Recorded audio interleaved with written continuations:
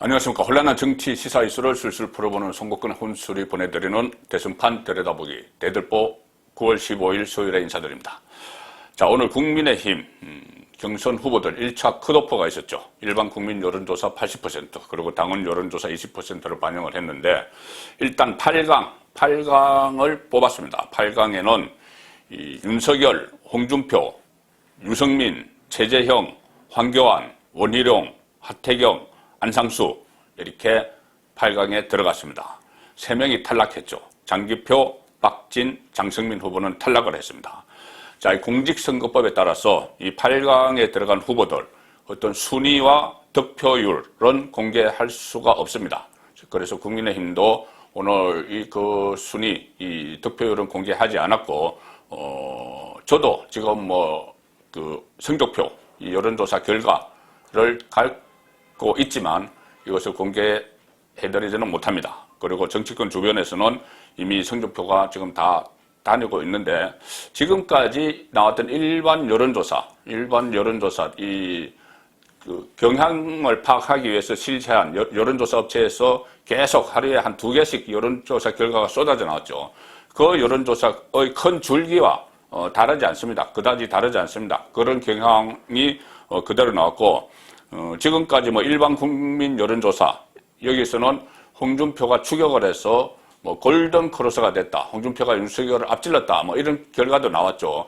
그 안에 역선택, 그러니까 홍준표가 좀 만만해서 찍었다는 그런 역선택이 들어있던 아니든 어쨌든 그 여론조사와 유사한 결과가 나온 걸로 지금 알려졌고, 당원을 대상으로 실시한 여론에서는 지금까지 윤석열이 우세할 것이다. 자, 그런 전망이 있었는데 대체로 비슷한 경향을 보였다. 그렇게는 설명을 드릴 수가 있겠습니다. 자, 그래서 앞으로 윤석열과 홍준표와 윤석열이 박빙의 승부를 계속 펼쳐나갈 텐데, 자, 윤석열은 오늘 이 경선 컷오프가 1차 컷오프가 끝나고 나서 소감을 이렇게 밝혔습니다. 윤석열의 소감입니다. 1차 경선에서 국민과 당원 동지 여러분이 과분한 지지를 보내준 데 대해서 고개 숙여 감사 인사드린다. 대선 압승 위해 오늘부터 더욱 정진하겠다. 자, 마치 성자 같은, 이긴 사람 같은 그런 소감을 밝혔죠. 자, 홍준표 소감을 보시겠습니다. 컷오프가 안 돼서 참 다행스럽게 생각한다. 이건 엄살이죠. 참 다행스럽게 생각한다. 아직 50일이 남았고 그 사이에 또 어떻게 출렁일지 아무도 모른다. 이렇게 이야기를 했습니다. 자, 그래서 어쨌든 앞으로 빅2, 이 홍준표, 윤석열도 홍준표 빅2 대결이 본격적으로 전개가 될 겁니다. 10월 8일에 4강을 선발을 하고, 그 다음에 11월 5일 최종 후보를 선출을 하게 되죠. 자, 그동안은 이 경선 구도가 홍준표가 부상하기 전에는 압도적인 1위를 달리고 있는 윤석열을 향해서 다른 주자들이 협공을 했죠. 그래서 그때 1대11 대결 이런 이야기까지 나왔었는데, 그 사이에 홍준표가 치고 올라오면서 이 윤석열과 홍준표 두 사람이 치열한 선두 경쟁을 벌이고 있습니다. 그래서 앞으로 전개될 상황은 이 두 사람이 서로를 겨냥해서 맞대결을 펼치고 그 아래 중하위권 주자들이 반전을 위해서 여러 가지 시도들을 막 하고 그런 상황이 당분간 전개될 가능성이 높습니다. 자, 그래서 이 과정에서 보면은 일단 핵심적인 관전 포인트는 2가지입니다. 하나는 오늘 성적표가 다 나왔기 때문에 후보들 간의 합종 연행, 이합 집산이 일어날 가능성이 있습니다. 그리고 또 하나는 지금 선두주자 빅2 윤석열과 홍준표가 벌이는 이 정치 공작 진실 게임, 여기의 결과에 따라서 승자와 패자가 우열이 좀 갈라질 그럴 가능성이 지금 생겼죠. 자, 먼저 이 중하위권 후보들의 합종 연행 가능성입니다. 자, 오늘 나온 결과를 보면은 도저히 이 반전이 어려울 것 같은 그런 후보들도 몇 사람이 있습니다. 아주 8강 안에는 들었지만 너무나 상위권과 차이가 나는 그런 후보들도 있기 때문에 그런 후보들이 끝까지 완주를 할 것이냐, 그 부분도 한번 지켜봐야 될 그런 문제가 됐습니다. 이 상황에서 오늘 최재형 변수가 어젯밤에 발생을 했죠. 최재형 후보 변수가 발생을 했습니다. 어젯밤에 대선 캠프를 해체하겠다 이렇게 전격적으로 발표를 했습니다. 대선 캠프를 해체하겠다. 그리고 페이스북에 올린 글입니다. 어젯밤에 오늘부터 저는 최재형 캠프를 해체한다.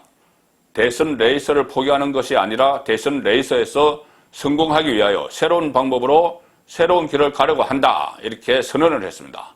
그리고 전격 입당하고 출마 선언을 하면서 정치라는 새로운 환경 속에 들어와서 혹독한 신고식을 거쳤다.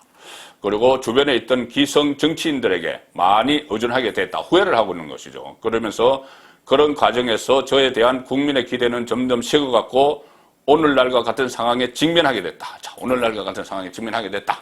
지지율이 뜨지 않는다는 그 이야기죠. 그리고 최근에 실제로 뭐 여의도 정가에서 나도는 이야기들을 들어보면은 캠프 내부에서 분란도 일어나고 워낙 지지율이 뜨지 않으니까 서로 책임을 막 전가를 하는 그런 상황이 있었던 것 같습니다. 그리고 이 캠프를 사실상 떠난 현역 의원들 중에서도 캠프를 떠난 그런 사람도 있었다.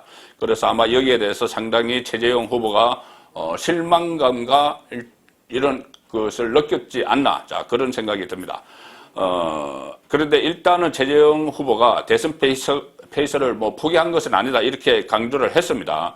그렇지만 이 캠프 자체를 해체를 해버렸기 때문에 이 정치권에서는 뭔가 새로운 모색을 하는 것 아닌가. 본인이 지금 당장 후보 사퇴 이런 것은 하지 않겠지만 새로운 모색을 하는 것 아닌가. 이 이야기가 나오고 특히 지난 12일이죠. 12일에 윤석열 전 총장 고발 청탁 의혹, 고발 사주 논란 여기에 휩싸여서 홍준표 후보에게 상당히 강한 공격을 받고 있는데 윤석열 후보가 그 시점에 최재형 후보가 윤석열 후보와 만났습니다. 만나서 도와주겠다 이런 약속을 했기 때문에 혹시라도 윤석열과 최재형의 단일화가 이루어지는 것 아니냐 그런 관측이 조심스럽게 나오기 시작했습니다.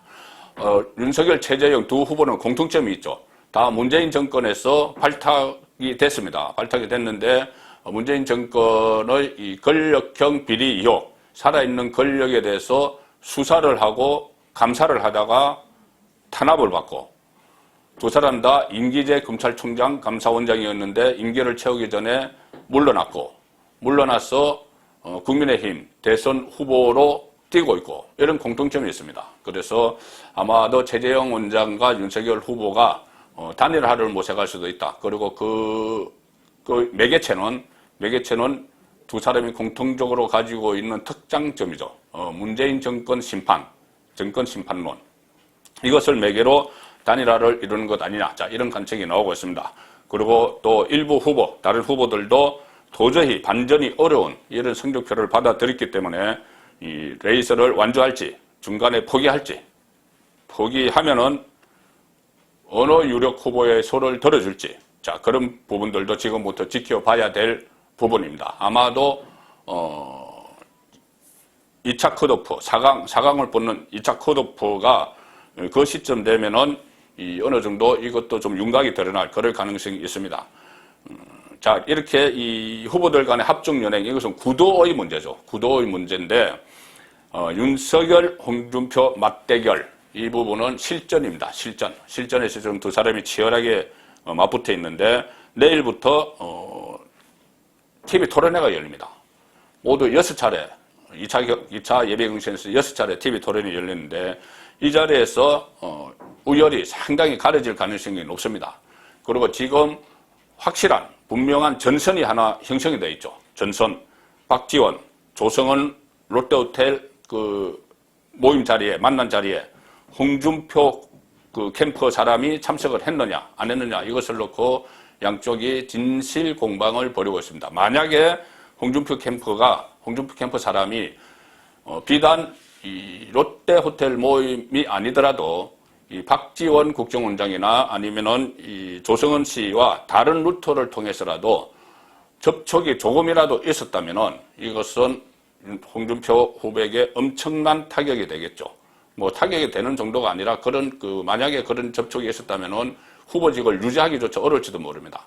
반면에 이것이 홍준표가 전혀 결백한데 윤석열 후보 캠프에서 뭔가 있는 것처럼 계속 언론 플레이를 하고 몰아붙이고 또 고소까지 했죠. 그 박지원, 조승은과 함께 성명불상 이렇게 다 고발까지 했기 때문에, 고소가 아니고 고발을 했기 때문에 이 상황에서 어떤 무고한 것이 드러나면은 또 윤석열 캠프 쪽에서 치명적인 타격을 받게 되는, 이 양쪽이 마치 칼날 위에 서서 그 겨루는, 자, 그런 형국으로 진행이 되고 있기 때문에 토론에서 치열하게 맞붙을 것이고, 또 어떤 증거를 확보하고 제시하기 위해서 상당히 양쪽이 여기에 결사적으로 이 문제에 파고들면 양쪽이 굉장히 치열한 공방이 예상이 됩니다. 신경전도 같이 벌어지겠죠.